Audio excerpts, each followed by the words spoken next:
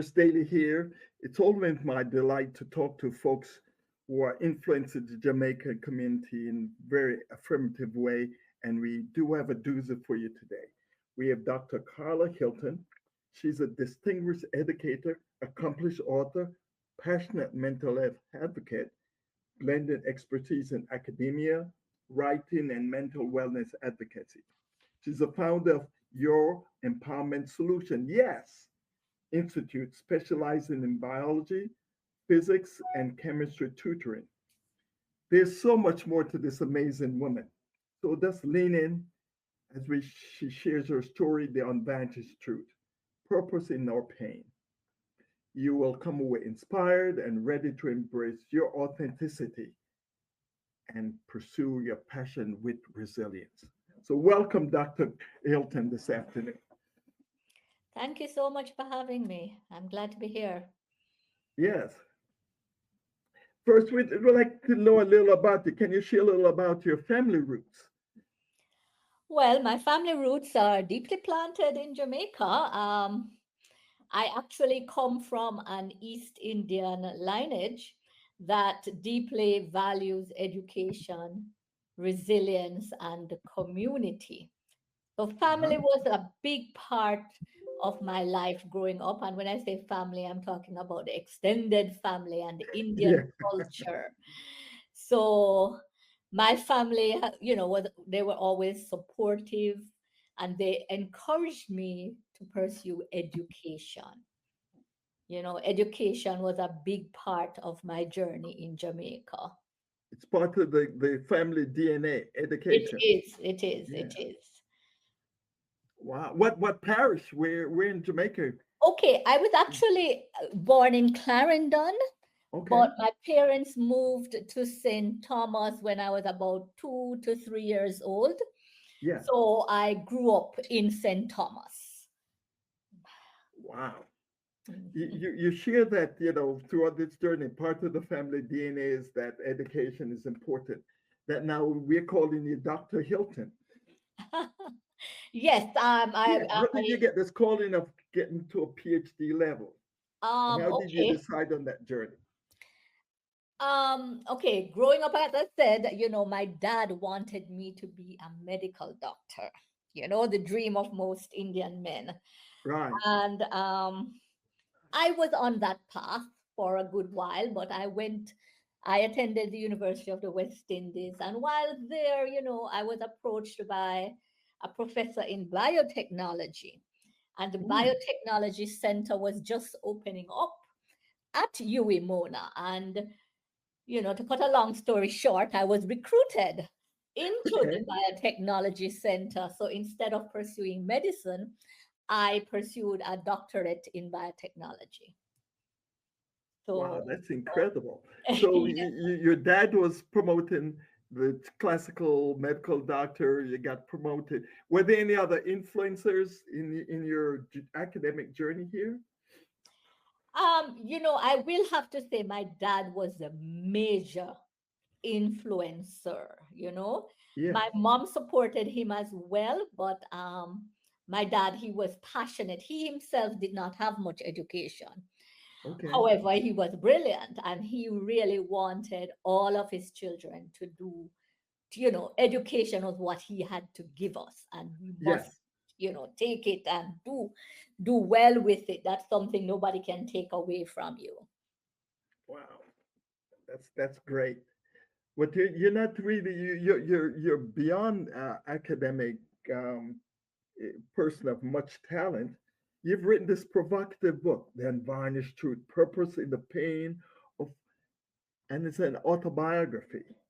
How did you first of all muster the courage to write such a challenging work?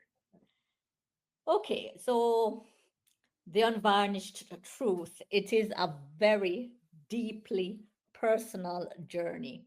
Yes. And the idea of putting, my most vulnerable experiences into words and sharing them with the world was quite daunting. However, I realized that my story was not just mine, it was a tapestry of struggles, triumphs, and lessons that could definitely resonate with others facing similar challenges.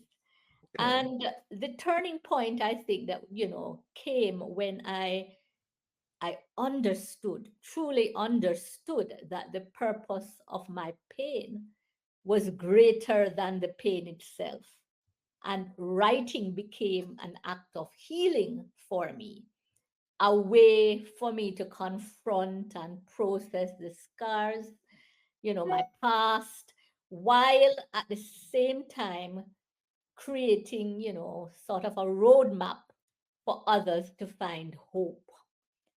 Writing this book also required a great deal of faith. I had to trust that, persons would not perceive my vulnerability as a weakness, but instead as a strength. And so, it was also a spiritual journey. I prayed for guidance Hmm. and leaned heavily on my belief that God could use my story to ultimately uplift others. Wow. Well, thank you for stepping up to the bar for such a courageous occasion and being able to bless so many people because of your work. Part of it would be to determine. Could you say that if there are three main purposes that you'd like for the reader to take away from your fine work, what would those, in summary, what would those three purposes be? How to purchase that, repurpose that pain into purpose. What would those three would be for you? Okay, I would want them to see that there is always hope in adversity. I want readers to know that no matter how dark or overwhelming their struggles may seem, there is always hope. And Mhm. life's most painful moments can actually serve as stepping stones to growth and to transformation. Another purpose would probably be the power of vulnerability. Mm, And yes, because sharing my story was an act of courage. yes. And I want readers, I want them to see that it is not a weakness, instead, it is a strength. And by confronting our pain and owning our stories, the mistakes and everything in between, we empower ourselves to heal. Wow, that's really Thirdly, thirdly would be faith, ah. faith and resilience. The trials of life, they often feel unbearable. But I'm hoping that readers would recognize that, it's absolutely essential to have faith and resilience in navigating the challenges of life, trusting in a greater plan. And this was not easy for me, but Mm. it's something I had to learn. You have to trust in a greater plan and cultivate that inner strength that can lead to your own healing and a renewed sense of purpose. So, really, ultimately, I'm hoping that, persons who read this book feel encouraged, they understood and empowered. I want them to feel empowered to transform their pain into purpose. Wow, thank you for that, Doc. Uh, there's several segments of audience that should embrace this fine work. The one that I'd like for, as I said, there's a lot of pain points, but for parents, first speak to parents and how their parenting style can shape a child's life for good or for ill. Let's speak to parents first. Well, parenting, of course, is one of the most impactful roles a person can play in shaping a child's life. Now, in the unvarnished truth, I share how certain experiences I had, influenced my self-esteem, my decision-making ability, as well as the way I navigated the challenges in life. Um, Parents must recognize that their words and actions carry immense weight. A parenting style rooted in love, understanding, and encouragement Mm-hmm. builds a child's confidence and, leads to good self esteem. Now, conversely, if there is that lack of affirmation, if it is that the child is experiencing harsh criticism or emotional neglect, now that is serious and it can leave lasting scars that foster, a feeling of inadequacy, insecurity, and abandonment. And, myself, as I mentioned the word abandonment, I did not always have a close relationship with my mom. And I grew up with that, fear of abandonment. I also went through some childhood trauma where, um, involving gunmen, so to speak, and there Mm. was a home invasion. And of course, that as a child of 5 years old, you thought, you recognized how easy it would be to lose your parents. Right. And that also left some lasting scars. I have been through quite a lot as a child, and the Yeah. different events have, left their scars. And, I'm in my, mid 50s now, and I'm just learning now how to deal with all of these traumatic events that occurred. And I'm now, I can say I'm healing and doing much better. Amen. That's good that you process it. Um, Mhm. the next audience I'd like for you to speak to would be young people. Sometimes they're idealistic and there's a naivety that comes with it. What are some of the red flags that you would alert them to and how to save themselves and their hearts in tough circumstances? Um, you know, Protecting your heart requires discernment, especially when building relationships. Yeah. This could be romantic or even otherwise. We have to cultivate discernment. A lot of times people may say all the right things, but as it is said so many times, actions speak louder than words. It is the actions that reveal a person's true character. And Right. if someone consistently makes promises but fails to follow through, take note. Words can charm you, but it's the Hmm. actions that are going to lead to lasting trust.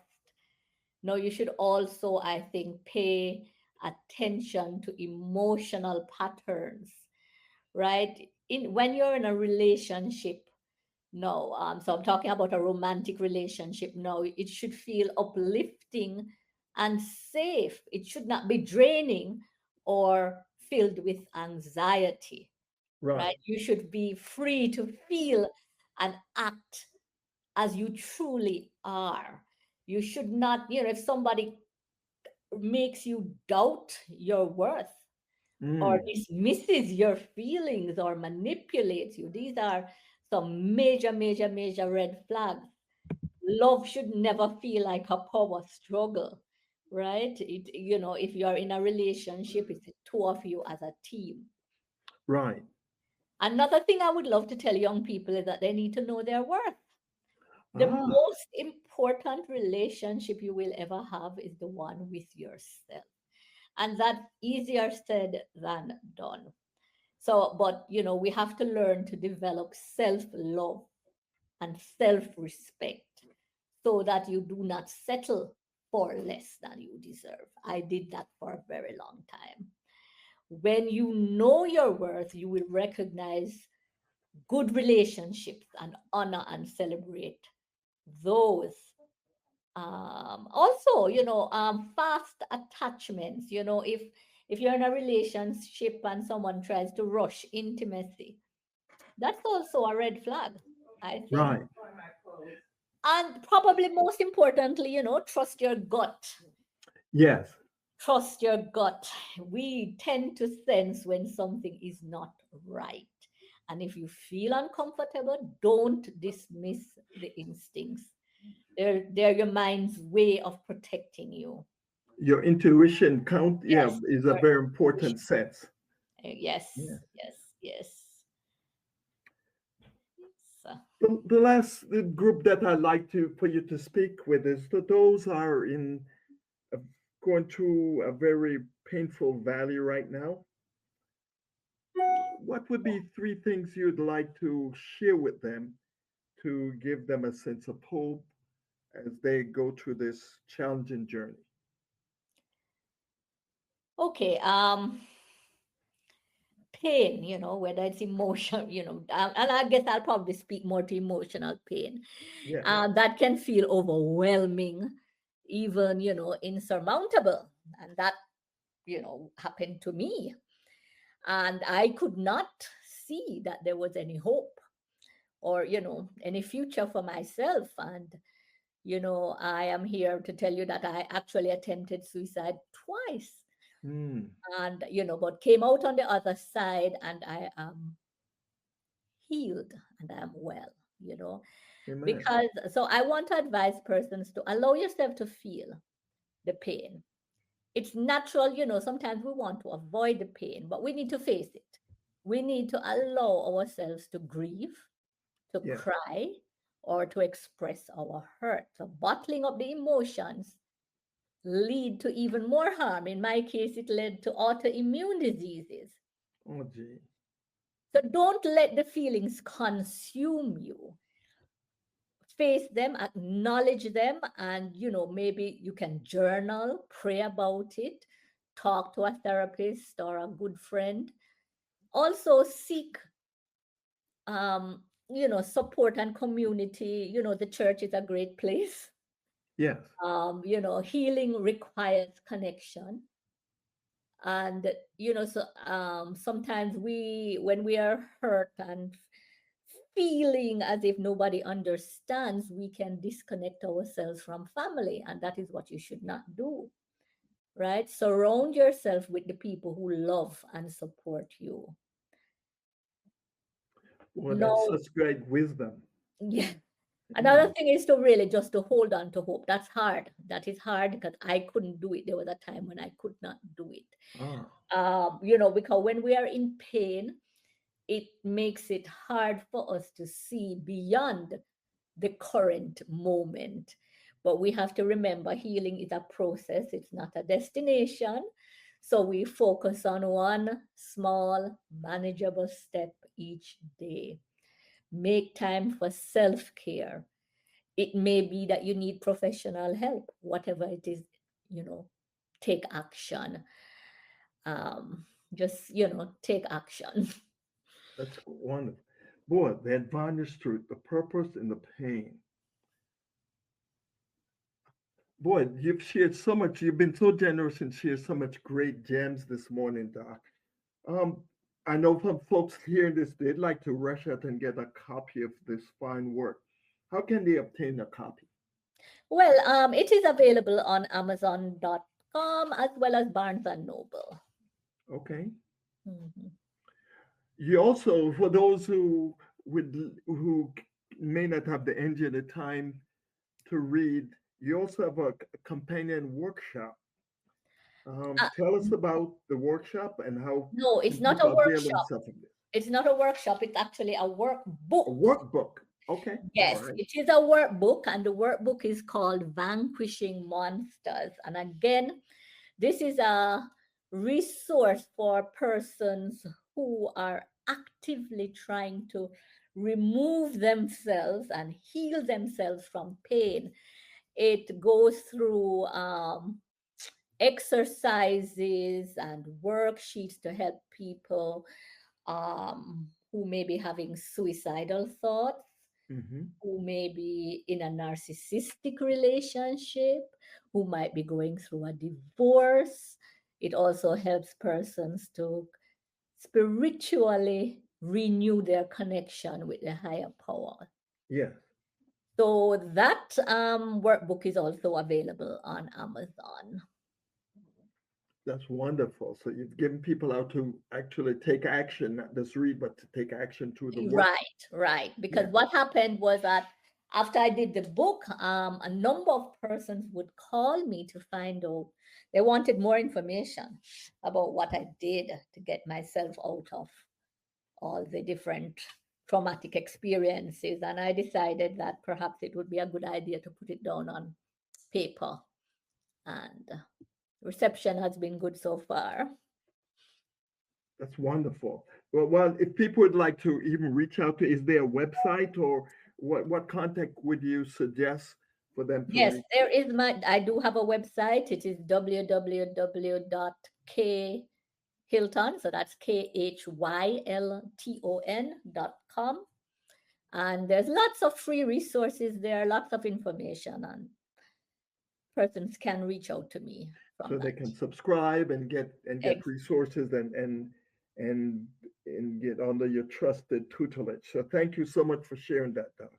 yes. Um, the is there work to follow given your blessed talent and pen here?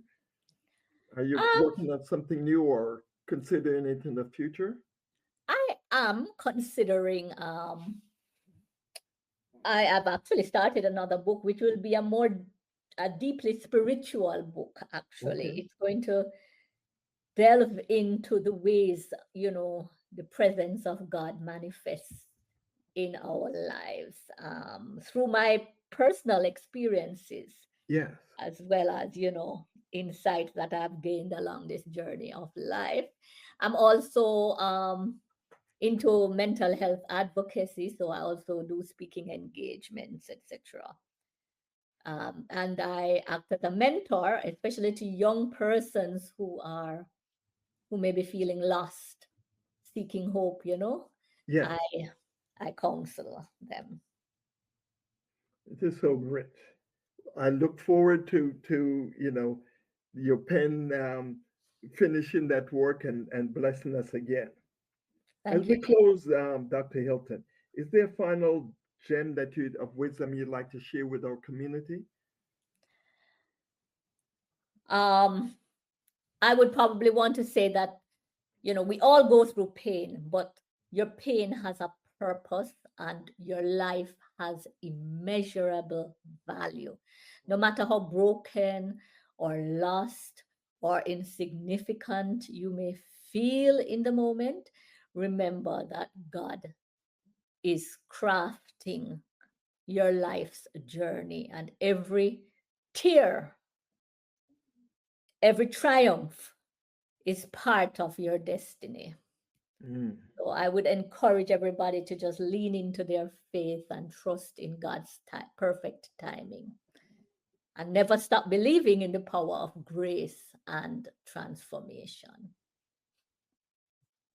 Dr. Karla Hilton, the unvarnished truth, purpose in the pain.